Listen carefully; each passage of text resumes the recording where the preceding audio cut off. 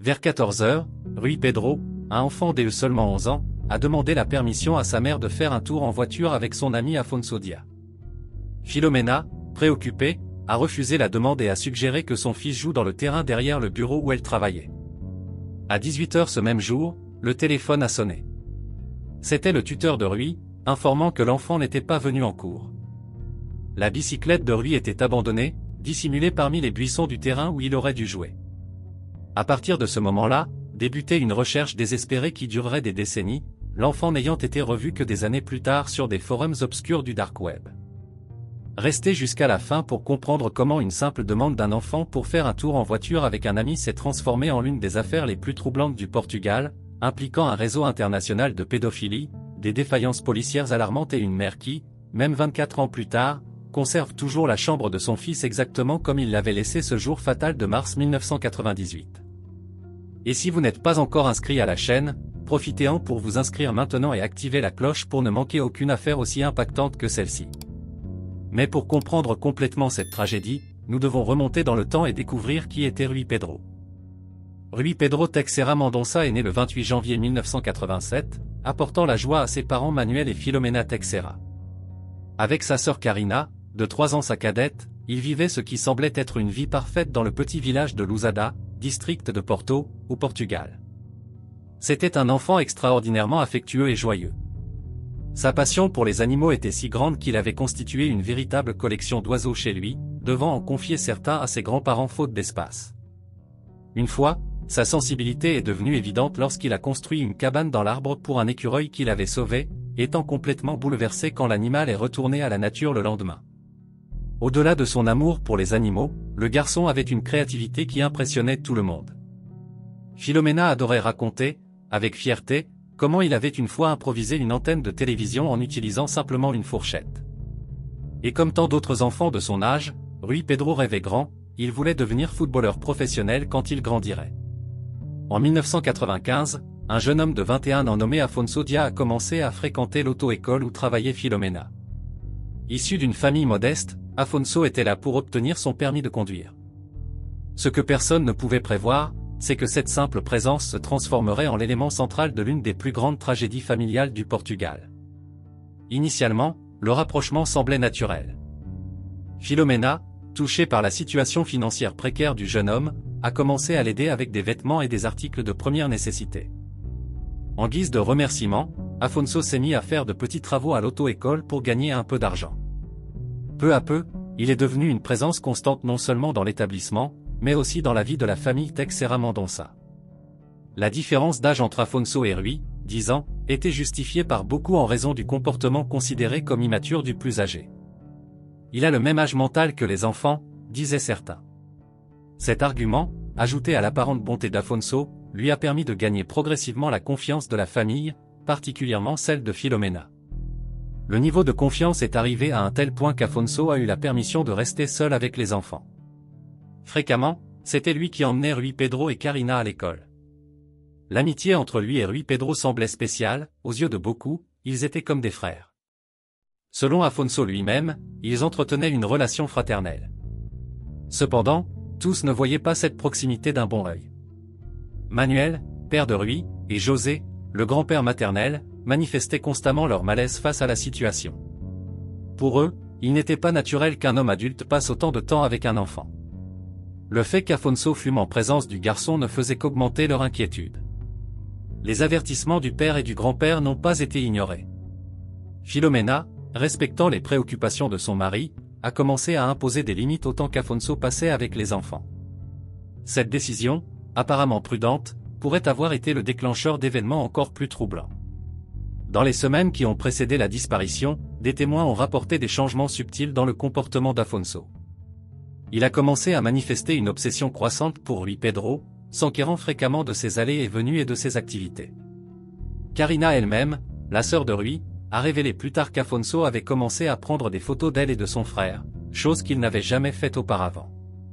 Ce qui semblait initialement être une amitié improbable, mais innocente, commençait à montrer des signes inquiétants.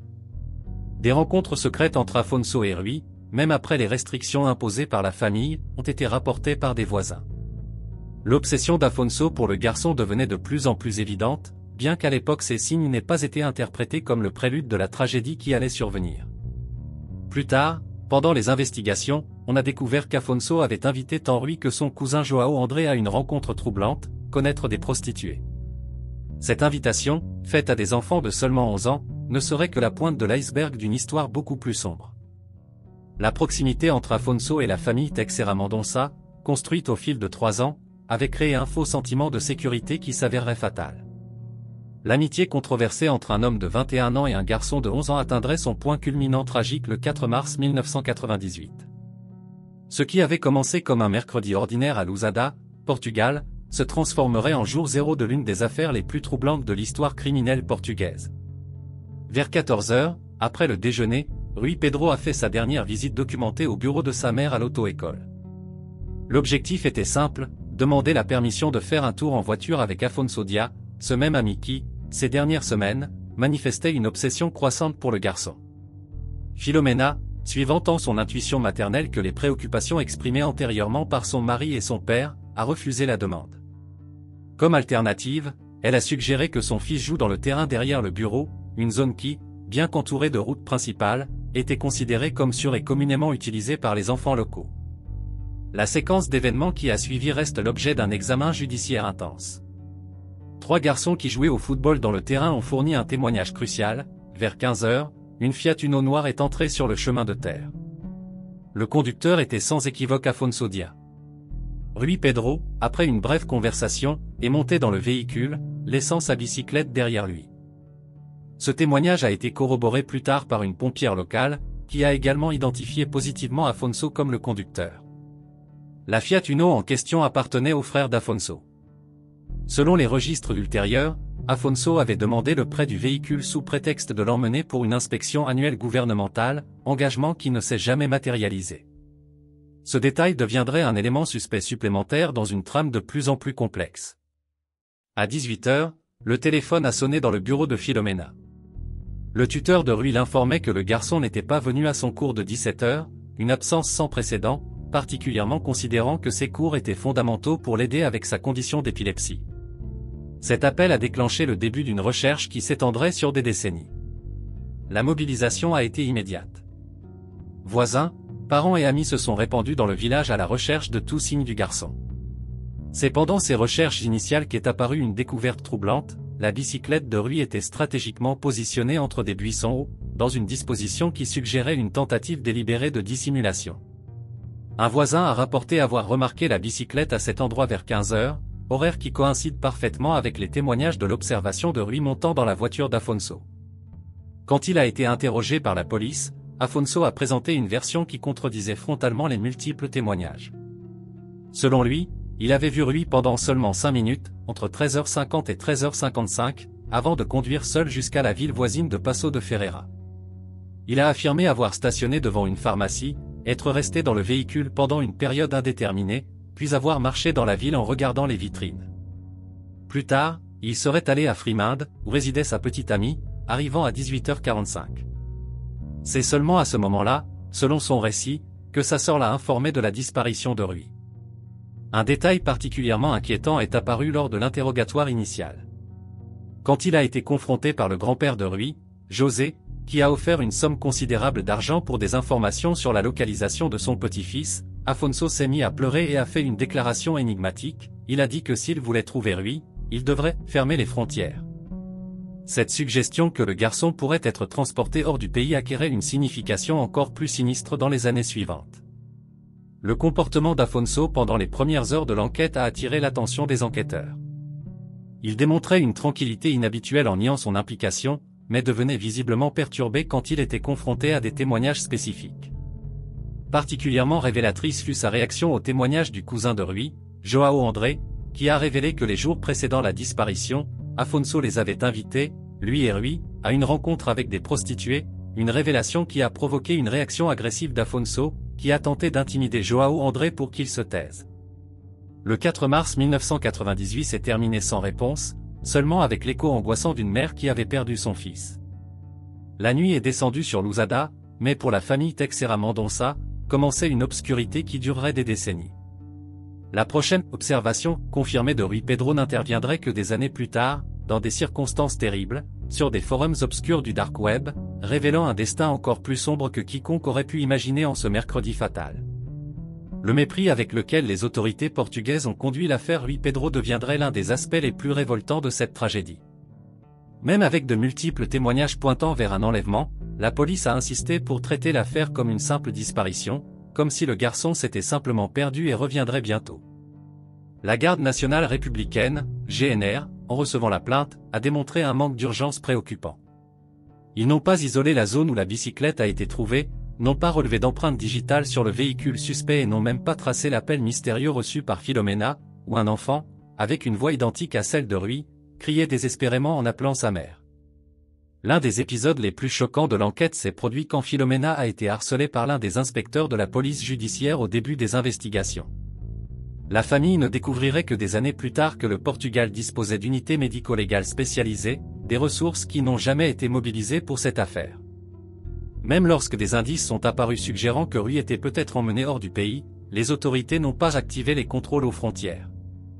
La police a également refusé de réaliser la progression de l'âge sur les photographies de Rui jusqu'en 2007, ne diffusant que des images de lui à 11 ans, une décision qui a considérablement entravé d'éventuelles identifications. Quand une source a signalé avoir vu dans un restaurant un garçon qui avait déclaré « J'ai aussi été enlevé, je viens de Famalicão et personne ne me cherche », les forces de l'ordre n'ont même pas enquêté sur ce témoignage. À un autre moment crucial, un appel anonyme a mentionné avoir aperçu Rui dans un hôtel en Espagne, encore une piste négligée sans la moindre vérification. Un rapport interne, mis au jour uniquement des années plus tard, a révélé que plusieurs officiers avaient refusé d'enregistrer des signalements qui arrivaient après les heures de bureau, privilégiant des questions administratives à la vie d'un enfant disparu. Au fur et à mesure que l'enquête progressait, de nouveaux témoignages essentiels ont commencé à émerger, dépeignant un tableau encore plus inquiétant de l'affaire. La déposition la plus marquante est venue d'Alcina Dia, une travailleuse du sexe qui exerçait sur la route nationale 106, près de Lustosa. Alcina a révélé que, durant cet après-midi fatidique, un homme dans une voiture noire s'est arrêté à ses côtés, proposant 10 € pour qu'elle ait des relations avec un jeune garçon. L'enfant, qu'elle a ultérieurement identifié comme étant Rui Pedro grâce aux photographies dans les journaux, était manifestement perturbé et en pleurs. Faisant preuve de compassion, Alcina a emmené le garçon dans un endroit plus discret, où ils ont conversé pendant environ 15 minutes. Durant ce temps, elle ne l'a pas touché de manière inappropriée, tentant uniquement de l'apaiser. Le jeune garçon lui a confié que l'homme était son oncle et qu'il était contraint de rencontrer des professionnels contre sa volonté. Lors d'un retournement significatif pendant le procès en 2011, Alcina, qui n'avait jamais vu Afonso en personne auparavant, l'a immédiatement reconnu dans la salle d'audience comme étant l'homme qui accompagnait Rui ce jour-là.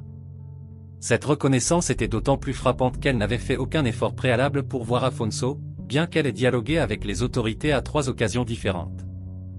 L'investigation a également démontré que dans les semaines précédant la disparition, il y avait eu plusieurs tentatives d'Afonso pour attirer d'autres enfants. De nombreux mineurs de la région ont rapporté des invitations similaires, impliquant systématiquement des promenades en voiture et des promesses douteuses. En septembre 1998, 6 mois après la disparition de Rui Pedro, une opération internationale de lutte contre la cybercriminalité a découvert l'un des plus vastes et plus troublants réseaux d'exploitation infantile jamais recensés, le Wonderland Club. Cette découverte ajouterait une dimension encore plus sombre à l'affaire déjà tragique du jeune Portugais. Le Wonderland Club opérait à une époque où l'Internet était encore balbutiant, bien avant l'émergence du dark web tel que nous le connaissons aujourd'hui. C'était une organisation méticuleusement structurée, avec un système d'accès extrêmement restrictif. Pour devenir membre, le candidat devait être recommandé par quelqu'un appartenant déjà au groupe et apporter un minimum de 10 000 fichiers lors de son admission, une exigence qui témoignait de la nature systématique et organisée de ce réseau criminel. L'ampleur de l'opération a bouleversé même les enquêteurs chevronnés. Durant les saisies, des centaines de milliers de supports contenant des images et des vidéos de plus de 1200 enfants victimes ont été confisqués. C'était, jusqu'alors, le plus important dispositif organisé de pédocriminalité jamais documenté dans l'histoire de l'humanité. Parmi le matériel saisi, les enquêteurs ont trouvé des preuves qui reliaient directement l'affaire de Rui Pedro à ce réseau international. On a découvert non seulement des photographies, mais aussi une vidéo explicite impliquant le jeune Portugais. Pour confirmer son identité, un programme spécialisé de cartographie faciale a été utilisé, comparant les images avec les photographies de Rui avant sa disparition. L'un des aspects les plus déchirants de cette découverte fut le processus d'identification. La famille Teixeira Mendonça a dû endurer la douloureuse procédure d'examiner le matériel pour confirmer si cet enfant était véritablement Rui. Pour Philomena, ce fut un moment de confirmation atroce, son fils était vivant lorsque ces images ont été réalisées, mais dans des circonstances épouvantables. Parmi les personnes arrêtées lors de l'opération figurait Jevin Cyr, un homme de 29 ans. Dans son ordinateur, on a trouvé des images d'un garçon identifié comme Billy, qui serait plus tard reconnu comme étant Rui Pedro. En 2001, après la compilation d'une base de données avec les visages des victimes, les autorités internationales ont définitivement établi le lien entre Billy et Rui Pedro. La découverte du Wonderland Club a révélé l'existence d'un réseau criminel qui s'étendait sur plus de 30 pays. Les membres ne se contentaient pas de partager du matériel illégal, mais s'organisaient également pour produire de nouveaux contenus, suggérant une opération sophistiquée de trafic international d'enfants. L'affaire s'est encore complexifiée lorsqu'Ian Baldock, complice de Cyr, a été interrogé par Interpol. Les deux ont nié avoir connaissance de l'origine des images de Rui Pedro, et en raison de la qualité des photographies de l'époque, il fut impossible de déterminer précisément quand ou où elles avaient été prises. Le lien avec le Wonderland Club a transformé la disparition de Rui Pedro d'une affaire locale au Portugal en un crime de dimension internationale.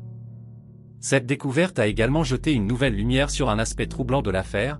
La déclaration initiale d'Afonso Dia concernant la nécessité de « fermer les frontières » prenait désormais une signification beaucoup plus sinistre. Aujourd'hui, Rui Pedro demeure sur la liste des rares enfants formellement identifiés parmi les victimes du Wonderland Club. La découverte de ce lien, bien qu'ayant fourni des preuves cruciales sur son sort après sa disparition, a également mis en lumière l'horrible réalité que le garçon avait été introduit dans un réseau international d'exploitation infantile, une révélation qui, bien que douloureuse, confirme que Rui était vivant plusieurs mois après sa disparition à Lousada. En 2011, 13 ans après la disparition de Rui Pedro, l'affaire arriverait finalement devant les tribunaux. Une nouvelle équipe d'enquête à Porto, en réexaminant les déclarations initiales, a trouvé suffisamment de preuves pour que le département central d'investigation et d'action pénale du Portugal inculpe Afonso Dia pour enlèvement aggravé, crime caractérisé lorsque la séquestration dure plus de 24 heures, implique un mineur de moins de 18 ans ou est commis par un groupe. Le procès, tenu au tribunal de district de Lousada, a rassemblé plus de 50 témoins. L'une des situations les plus marquantes fut la tentative d'Afonso d'éviter sa présence au tribunal. Il a présenté une justification inhabituelle, il a prétendu qu'il ne pouvait pas s'absenter aussi longtemps de son travail de chauffeur routier. Quand cette stratégie a échoué, il a sollicité des tests psychologiques, alléguant avoir des difficultés cognitives qui l'empêchaient de se situer dans le temps et l'espace. Les deux requêtes ont été rejetées. Durant le processus, la défense a présenté une nouvelle ligne argumentative surprenante. Selon eux, Afonso était utilisé comme bouc émissaire en raison de tensions familiales préexistantes, spécifiquement une supposée jalousie que Manuel, père de Rui, aurait éprouvée envers la relation d'Afonso avec son épouse et son fils. Cette théorie a été vigoureusement réfutée par Manuel lors de son témoignage. Un moment crucial du procès fut la reconstitution des événements. Juges, témoins et membres de la famille ont visité les lieux clés à Lousada. Philomena et Karina, cependant, ont choisi de rester dans la voiture pendant la reconstitution, incapables de revivre une fois de plus cette journée traumatisante. Le premier verdict, en février 2012, a choqué le Portugal. Afonso a été acquitté de toutes les accusations. Le jury a décidé de rejeter les témoignages des témoins à charge, y compris celui d'Alcina Dia, privilégiant l'argument de la défense selon lequel la dernière personne à voir Rui Pedro avait été sa propre mère. La décision a provoqué des manifestations spontanées devant le tribunal. La famille a fait appel, argumentant que le tribunal avait pris en compte des preuves qui auraient dû être exclues, comme les dépositions de 3 inspecteurs qui avaient peu contribué à l'enquête initiale.